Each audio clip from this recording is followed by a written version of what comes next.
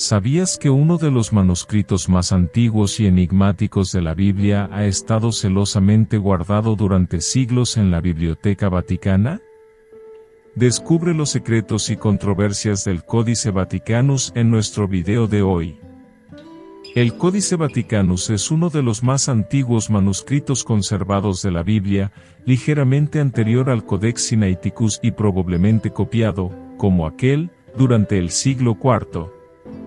Está escrito en griego, en pergamino, con letras Anchiels en formato scriptio continua, y se conserva en la Biblioteca Vaticana. Se llama Códice Vaticano, como es evidente por el lugar en que se descubrió y aún se conserva, aunque nadie sabe cómo llegó allí. Contenía originalmente una copia completa de la Biblia de los 70 y del Nuevo Testamento, pero las páginas 1519 a 1536, desde Hebreos 9:14 hasta el Apocalipsis, se perdieron y fueron reemplazadas por un minúsculo suplemento del siglo XV.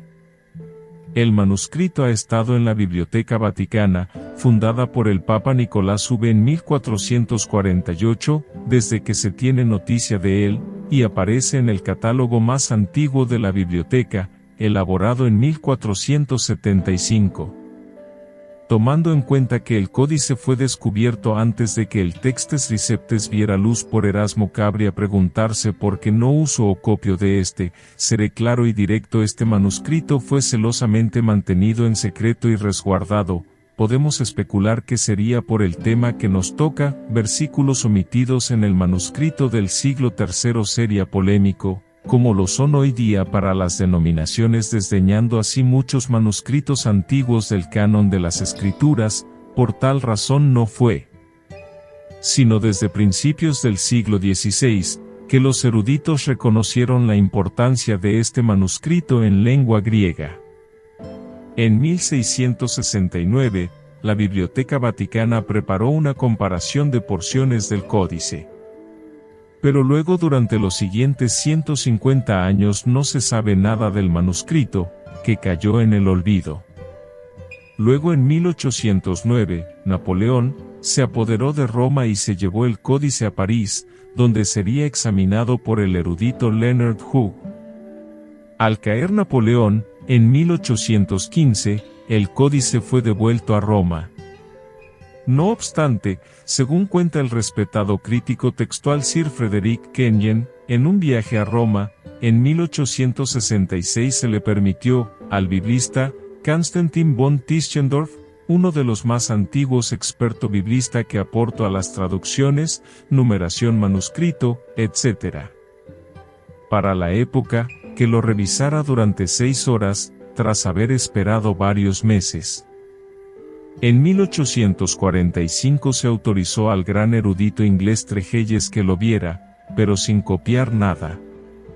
Von Tischendorf solicitó permiso para ver el códice nuevamente, pero a los 8 días se lo retiraron cuando llevaba copiadas 20 páginas.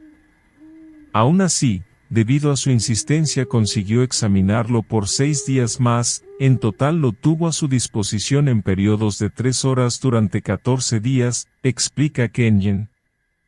Tischendorf sacó el máximo partido a su tiempo y, en 1867, publicó la mejor edición del manuscrito realizada hasta entonces. Posteriormente, el Vaticano hizo disponible una copia aún mejor del códice, pero solo la manejaban una élite de eruditos. Es decir, aún no era del conocimiento popular. Luego pasaron nuevamente aproximadamente 75 años sin saber nada del mismo. Pero, cuando se revela al mundo el Codex Sinaiticus a finales del siglo XIX, la Iglesia Católica permitió que fuera conocido a nivel mundial el Codex Vaticanus. Ironías de la vida, ¿no le parece? Se hicieron fotografías del mismo. La calidad del códice también impresionó a 2 importantes eruditos, B.F. Westcott y F.J. Aort. Tanto es así que lo utilizaron, junto con el Códice Sinaítico, como base de su obra The New Testament in the Original Greek, el Nuevo Testamento en el griego original, publicada en 1881. Esta obra sigue siendo el texto base de varias versiones modernas de las escrituras griegas cristianas. Debemos hacer énfasis nuevamente en la fecha en que publicaron Westcott y Hort 1881. Antes de muchas de las revisiones que tenemos, cabría preguntarse por qué no se tomó en cuenta sus aportes sino hasta fechas más recientes. Es debido al celo o dominio imperante de las grandes denominaciones cristianas referente a sus doctrinas, católica, armenia, ortodoxa, protestantes, etc. No obstante, algunos críticos no solamente de no creyentes, sino críticos pertenecientes a distintas denominaciones cristianas, consideraron que la confianza de Westcott y Hort en el Códice Vaticano y Sinaiticus era excesiva. ¿Era la transcripción del texto original tan fiel como creían? Los descubrimientos y posterior publicación de los papiros Bodmer entre 1956 y 1961 fue la prueba de fuego para los manuscritos y los trabajos de Westcott y Hort. Estos documentos contenían pasajes de los evangelios de Lucas y Juan que habían sido escritos a principios del siglo III de nuestra era, esto es, antes del códice mencionado. ¿Qué descubrieron los expertos al comparar ambos manuscritos? La similitud entre el texto del códice y los fragmentos existentes de los papiros Bodmer es impresionante, declararon Philip B. Payne y Paul Canar en la revista Novum Testamentum. Y luego añadieron: en vista de las coincidencias entre ambos textos, es razonable concluir que el escriba copió el códice a partir de un manuscrito muy parecido a los papiros Bodmer.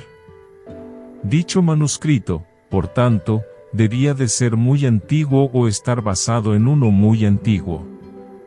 ¿Cómo determinan entonces los expertos la fecha en que se escribió un manuscrito bíblico? Aunque algunos copistas escribían en sus trabajos la fecha en que los terminaban, pero la mayoría de los manuscritos griegos no la tienen.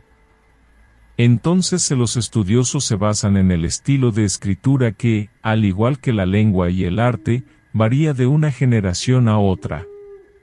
La escritura uncial con letras de trazos curvos y en mayúscula, y con líneas de texto de tamaño uniforme es propia del siglo IV y se utilizó durante cientos de años.